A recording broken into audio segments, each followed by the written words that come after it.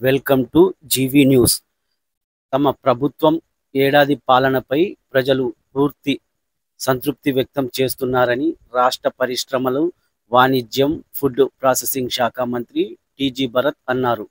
కర్నూలు నగరంలోని 15వ వార్డు బుదారుపేటలో ఆయన సుపరిపాలనలో తొలి అడుగు కార్యక్రమంలో భాగంగా పర్యటించారు. వార్డులోని ప్రతి ఇంటికి వెళ్లి ప్రజలతో మాట్లాడి ప్రభుత్వం చేస్తున్న సంక్షేమ అభివృద్ధిని వివరించారు.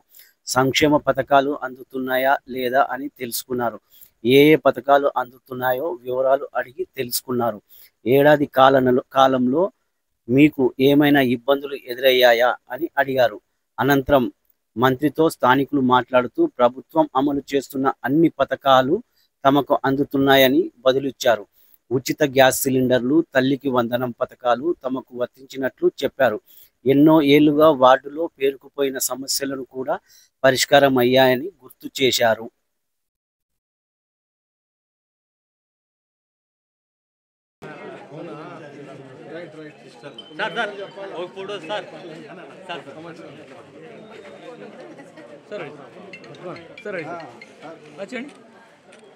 ఈ తల్లికి ముగ్గురు అన్నాయి సార్ నమ్మకి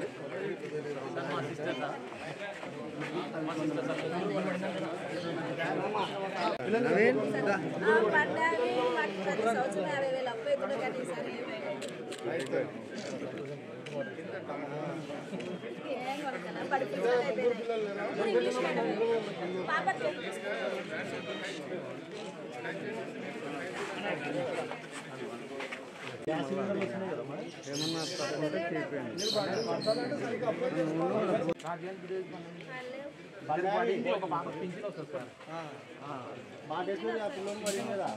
చేయండి. ఏదో రకంగా మన సంవత్సరంలో చాలా చదవాలని ఎంతమంది ఇంట్లో ఏం చదువుతున్నారు వాళ్ళంతా పిల్లలు పెద్దవాళ్ళు 2 నెలల్లో వితిన్ సెకండ్లో మార్చేసినారు. ఈ లైన్ మొత్తం పోలేసినారు. కొత్త పోలు డబ్బులు తీసుకున్నారా? డబ్బులు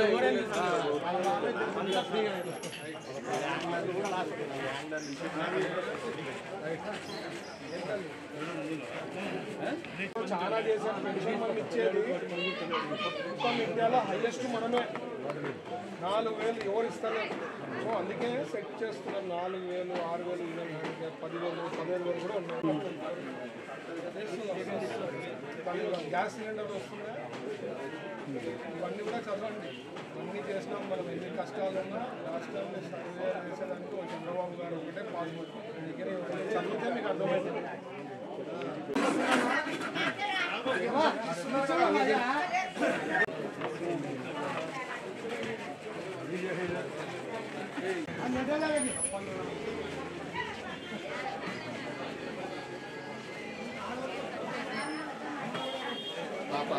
వెనక్కి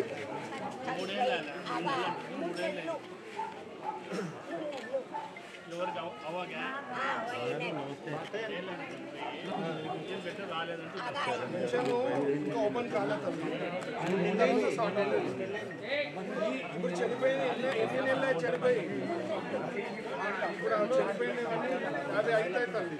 పెన్షన్ వస్తాయి. ఈ మధ్య ఏమేమి వస్తున్నాయి మనం ముందుకు పిల్లలు చదివిస్తున్నారా లేదా అంత పెద్దవాళ్ళ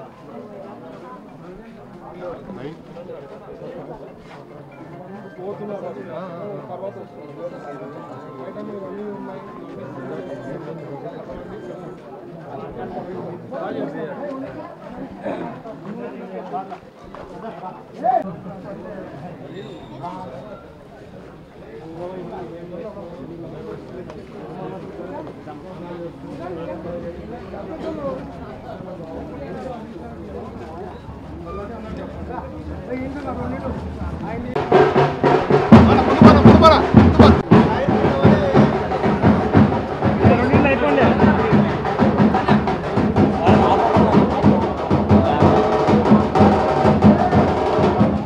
జరిగింది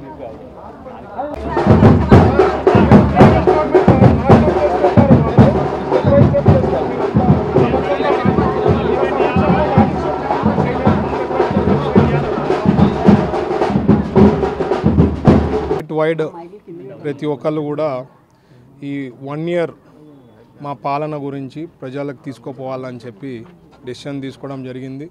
ప్రతి ఒక్కళ్ళు కూడా మినిస్టర్స్ అనుకోండి, ఎమ్మెల్యేస్ అనుకోండి, ఎంపీస్ అనుకోండి, అందరూ కూడా పాల్గొంటున్నారు. సో బేసిక్లీ ప్రజల దగ్గర పోయి మన సంక్షేమ పథకాలు కానీ అభివృద్ధి పనులు కానీ ఏం చేశామో ప్రజల దగ్గరికి పోయి చెప్పడము, వాళ్ళకు కూడా ఒక క్లారిటీ ఇవ్వడం, ఏమి ఇస్తున్నామో అనేది వాళ్ళకు ఒక క్లారిటీ ఉంటుంది. ప్లస్ వాళ్ళకు కూడా ఏమన్నా ఇష్యూస్ ఉంటే చెప్పుకునే దానికి అవకాశం ఉంటుంది. కాబట్టి ఇది ఒక మంచి డోర్ టు డోర్ క్యాంపెయిన్ కింద ఉంటుంది. ఏమన్నా ఇష్యూస్ ఉన్నా మాకు కూడా ఫస్ట్ హ్యాండ్ ఇన్ఫర్మేషన్ వస్తుంది, అవి సార్ట్అవుట్ చేసేదానికి అవకాశం ఉంటుంది. ఇది కాక నేను రెగ్యులర్గా డోర్ టు డోర్ అప్పుడప్పుడు చేస్తూనే ఉన్నా. బట్ స్పెసిఫిక్గా ఈ నెల రోజులు మ్యాక్సిమం ఎంత వీలైతే అందరూ కూడా పాల్గొని వాళ్ళకి క్లారిటీగా ఇవి వచ్చినాయి, 1 ఇయర్లోనే ఇంత సాధించాము, నెక్స్ట్ ఇంకా 4 ఇయర్స్ ఉంది మన గవర్నమెంట్, ఇంకా ఎంత సాధించబోతున్నామని వాళ్ళకు కూడా ఒక కాన్ఫిడెంట్గా వాళ్ళకు కూడా హామీ ఇవ్వడం జరుగుతూ ఉంది. సో మీరు చూస్తే ఇప్పుడే మా ఎంపీ గారు చెప్పినట్లు ఇక్కడ ఉండేవాళ్ళు పోల్స్ విషయంలో కూడా 30 ఇయర్స్ నుంచి కూడా ఎవరు చేంజ్ అయింది, ఫ్రీగా పోల్స్ మార్పించామండి, ₹1 తీసుకోకుండా.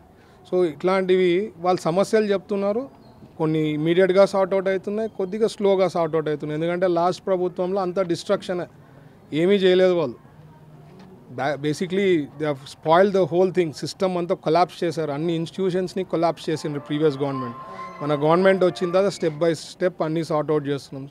మెయిన్గా చెప్పాలంటే సంక్షేమ పథకాల్లో పెన్షన్ 4,000 ఎక్కడైనా ఉందా, ఏదైనా రాష్ట్రంలో ఉందా? మన దగ్గరలో కూడా ఎవరు ఉండరు.